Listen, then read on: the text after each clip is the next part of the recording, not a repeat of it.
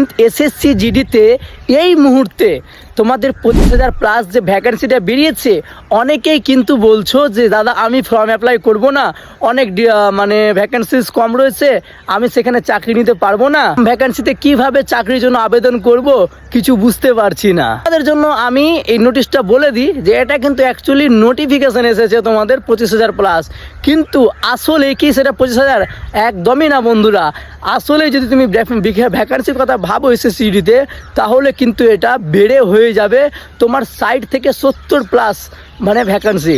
তো এটা নিয়ে একদম ঘাবড়াবে না। তোমরা যেভাবে প্রিপারেশন নিচ্ছ, যেভাবে কোচিং নিচ্ছ, যেভাবে প্রপারে পড়াশোনা করছো, সেই সমস্ত দিককে, সেই সমস্ত টার্গেটকে জাস্ট অনলি ফর ফলো রাখো।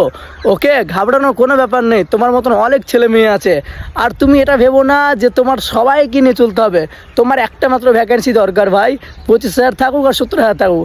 আমি শুধু এটুকু মনে করি, তুমি যদি ভালো মতন প্রিপারেশন করো, ভালো মতন যদি গাইডলাইন্স পড়ো এবং ঠিকভাবে পরীক্ষা দাও, এক্সাম দাও, রানিং ফিট হও এবং মেডিকেল ফিট হয়ে যাও, তোমার ডকুমেন্ট ঠিকঠাক থাকে, অবশ্যই তোমার চাকরি হবে। ওকে, তো সকলকে এটুকু বলবো, তোমরা কোনো নেগেটিভ চিন্তাভাবনা পরে রেখো। যেটা শুরু করেছে এখন এসএসসি ফর্ম অ্যাপ্লাই শুরু হয়ে গেল, তোমরা ফর্ম অ্যাপ্লাই করো, কোচিং নাও বা পড়াশোনা করো। ওকে, আর তোমার ফার্স্ট চয়েস কি এসএসসি জিডিতে অবশ্যই কমেন্ট করে বলে যাবে, এবং ভিডিওটি ভালো লাগলে লাইক, কমেন্ট এবং শেয়ার করবে। জয় হিন্দ।